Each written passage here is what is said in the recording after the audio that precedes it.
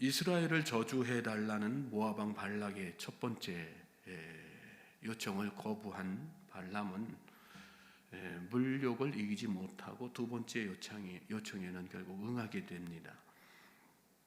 여호와께서 내게 무슨 말씀을 더하실지 알아보리라.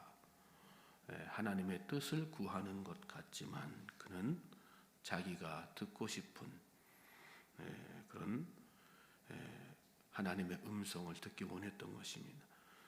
하나님은 분명 너는 그들과 함께 가지도 말고 그 백성을 저주하지도 말라. 그들은 복을 받은 자니라. 이렇게 말씀하셨는데 더 하실 말씀 없는지 묻겠다. 혹시라도 가라고 말씀하실지 모르겠다.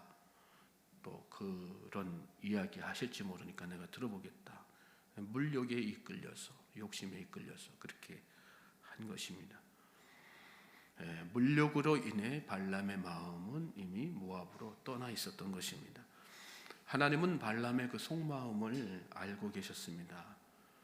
그래서 말씀하시죠. 그 사람들이 너를 부르러 왔거든. 일어나 함께 가라. 그러나 내가 네게 이르는 말만 준행할지니라. 당부를 하셔서 이렇게 보내시는 것을 보게 됩니다. 나는 내가 욕심에 이끌려서 발락에게로 갈 것을 알고 있다. 그러니 가게 되면 내가 네게 이르는 말만 준행하라. 이 말씀하신 것입니다. 그리고 오늘 본문에 보면 이제 발람이 그 자기의 욕심을 따라 모압 귀족들과 함께 길을 떠나는 그런 장면이 소개되고 있죠. 21절에 보면 발람이 아침에 일어나서 자기 나귀의 안장을 지우고 모압 고관들과 함께 가니. 그런데 22절에 보면 하나님께서 그가 행함을 인하여 진노하셨다 이렇게 말씀하셨습니다.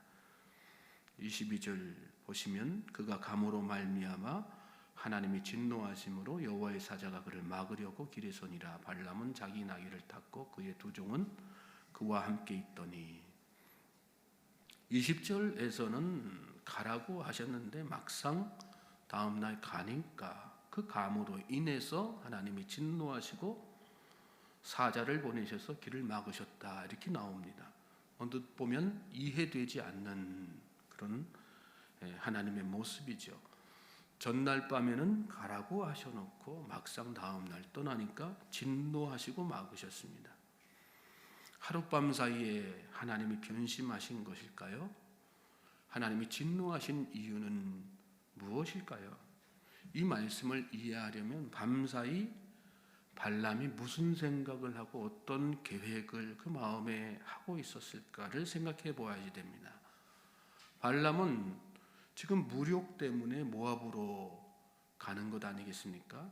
그의 목적은 어디에 있어요? 언금에 있었습니다. 발람은 생각했을 것입니다. 내가 모압으로 이제 가게 됐는데 거기 가면 어떻게 해야 더 많은 은금을 모압 왕으로부터 얻어낼 수 있을까? 발람이 은금을 얻어낼 수 있는 방법은 무엇입니까? 한 가지죠. 모압 왕의 요청에 따라서 이스라엘을 저주하는 것. 그런데 하나님은 뭐라고 말씀하셨습니까? 가라. 그 대신에 내가 네게 이르는 말만 준행하라. 이 말씀은 이스라엘 절대로 저주하지 말라는 그런 말씀과 마찬가지 아니겠어요? 하나님께서 진노하신 이유는 발람이 은금을 얻기 위해 하나님의 말씀대로 하지 않고 발락의 요청대로 할 것을 아셨기 때문에, 그래서 하나님께서 진노하시고 사자를 보내셔서 그의 앞길을 막으신 것입니다. 그렇습니다. 여러분, 인간의 마음이라는 게 하룻밤 사이에도 이렇게 바뀌는 것입니다.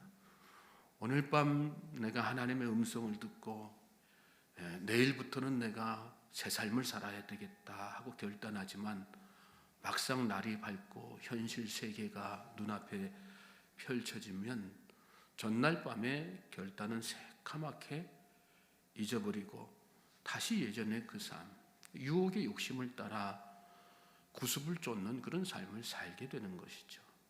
인간의 의지는 그만큼 연약하고 물욕의 힘은 그만큼 강한 것입니다. 하나님의 사자가 칼을 빼들고 길에 서서 그의 앞길을 막았습니다. 3절에 보면 발람을 태운 나귀가 사자를 보고 밭으로 들어갔다 이런 말씀이 나오죠.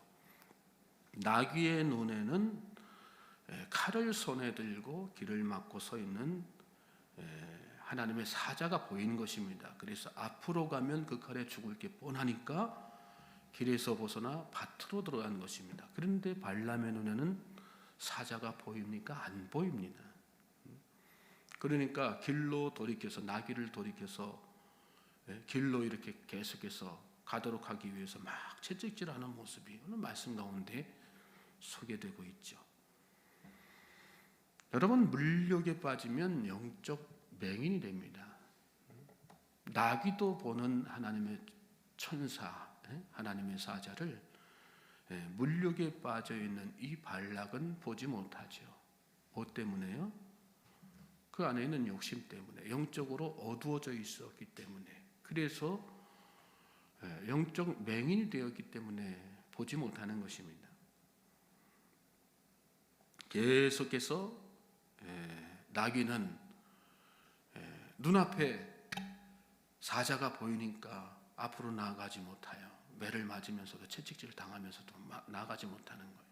그런데 이 발람은 눈앞에 천사를 보지 못하니까 계속해서 채찍질을 하면서 몇 번씩이나 이렇게 막 채찍질하면서 막 나중에는 왜 이렇게 말을 안 들어? 너 예전 같으면 내가 바로 너 그냥 단칼에 베어서 죽여버렸을 거야. 막 이렇게 협박까지 나귀를 향해서 그렇게 하지 않습니까?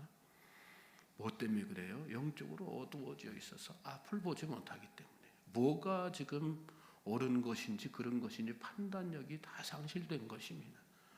내가 하는 이 행동이 바른 행동인지 아닌지 깨닫지 못하고 있는 거예요. 그러니까 하나님께서 나귀의 입을 열어서 이 상황에 대해서 다 이렇게 설명하게 하시죠. 말씀에 보면 그런 내용들이 다 이어지는 말씀 가운데 나오지 않습니까?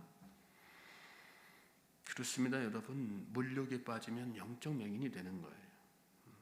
지금은 돌아가신 이어령 전 문화부 장관이죠. 그리고 이 시대 최고의 지성이라고들 이야기하는데 그분이 뒤늦게 예수를 믿고 일평생을 무신론자로 살았거든요. 그런데 딸의 죽음을 바라보면서 그 따님은 또 목사님이셨어요. 그래서 딸의 죽음을 바라보면서 뒤늦게 영적인 눈이 떠졌어요. 그래서 남은 생은 여러 신앙적인 글들을 남기는 일들을 많이 하셨는데 그의 유작 가운데 다시 한번 나에게 하소서라는 책이 있습니다. 그 책의 서문에 보면 하나님 우리 조국을 구원하소서라는 시가 있습니다. 그 가운데 일부를 한번 들어보십시오. 싸움밖에 모르는 정치인들에게는 비둘기의 날개를 주시고 살기 팍팍한 서민에게는 독수리의 날개를 주십시오.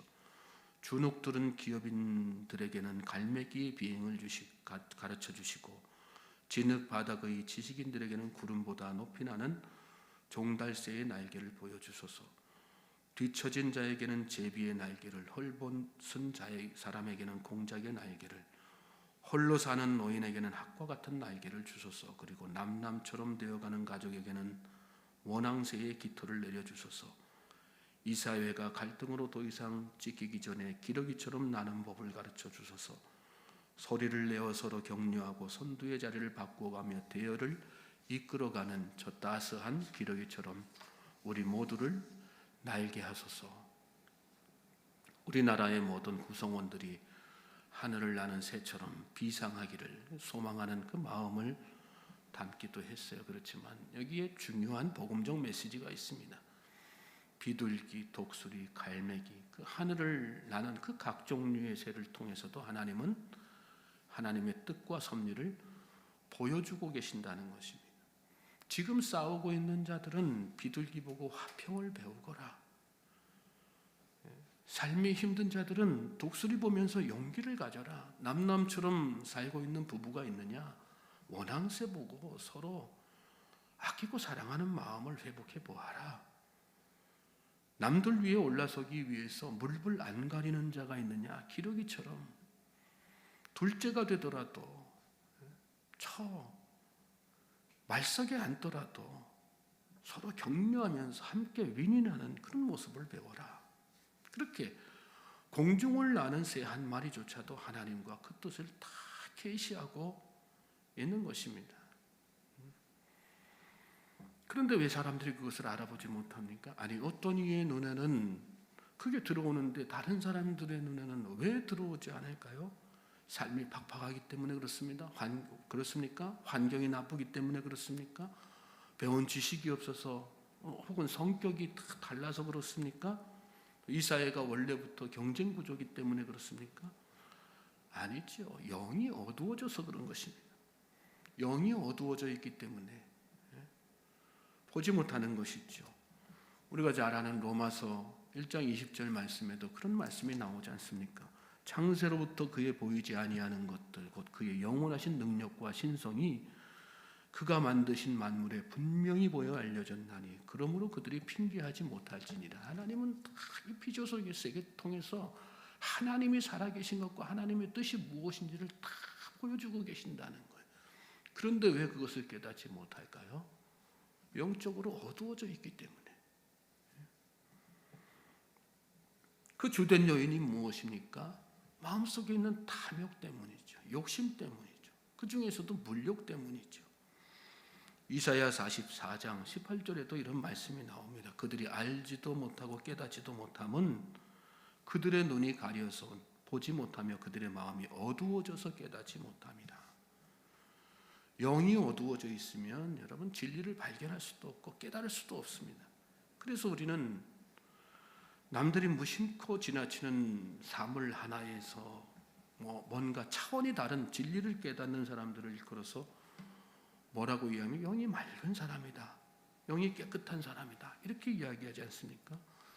예수님도 발복 말씀하시면서 마음이 청결한 자는 복이 있나니 저희가 하나님을 볼 것이요. 이렇게 말씀하셨어요.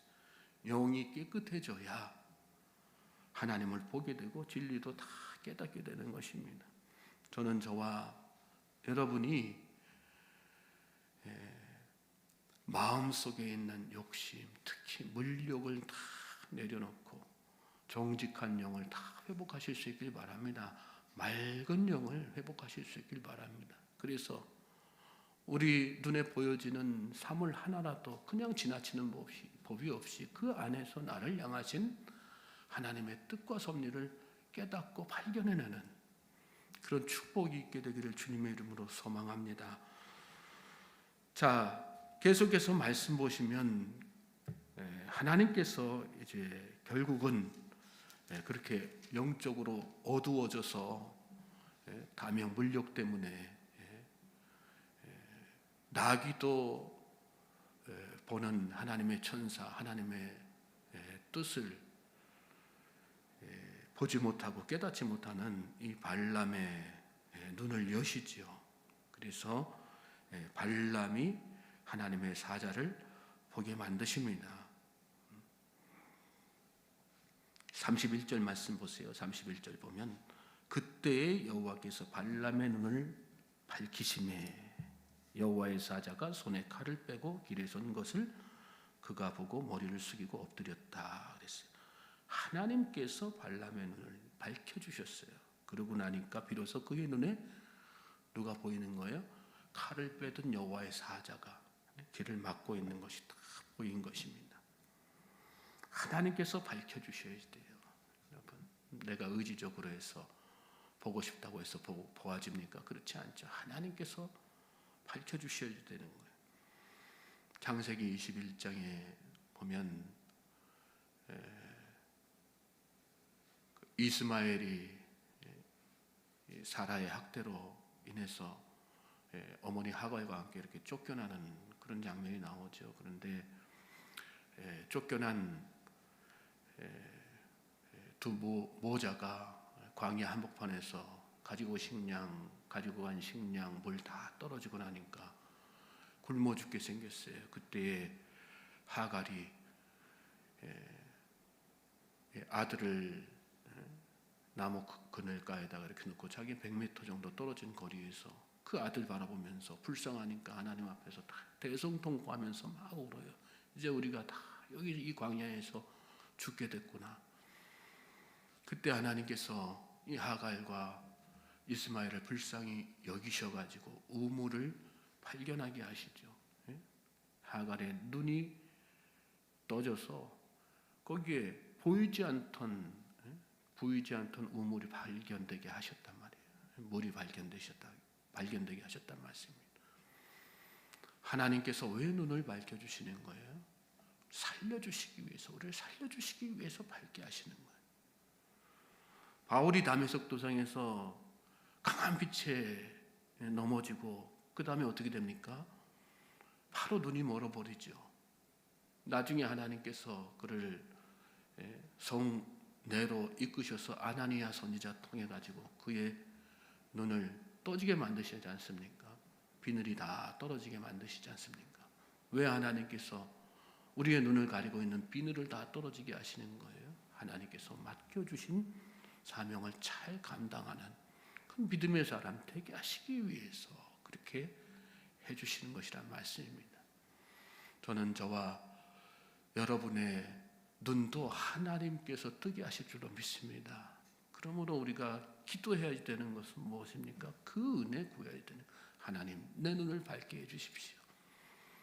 오늘 우리가 찬송도 불렀지 않습니까? 성령님 제 어두운 눈, 제 어두운 영 밝게 해주십시오. 그래서 진리의 빛을 좀 보게 해주십시오. 오늘 저와 여러분이 매일매일 하나님 앞에 기도하는 시간 통해서 진실되게 간절하게 구하는 것은 무엇입니까? 우리 마음의 소원은 무엇입니까? 우리의 어두운 영이 깨어나서 진리의 빛을 바라볼 수 있기를 간절하게 기도하는 저와 여러분 되시길 바랍니다. 그럴 때 하나님께서 우리를 향하신 뜻이 무엇인지를 다 깨달아 알게 되는 거예요. 그리고 내가 원하는 길, 탐욕에 빠져서 물욕에 이끌려서 유혹의 욕심 따라서 가는 길이 아니라 하나님께서 인도하시는 그 길을 걸어갈 수 있는 그런 축복의 사람이 되는 것입니다. 오늘 이 하루가 저와 여러분에게 그런 하루가 되기를 주님의 이름으로 소망하고 축복합니다. 하나님께서 여러분과 함께 하실 것입니다. 믿음으로 기도하며 나아가는 복된 우리 성도님들 되시기를 주님의 이름으로 진심으로 축복합니다.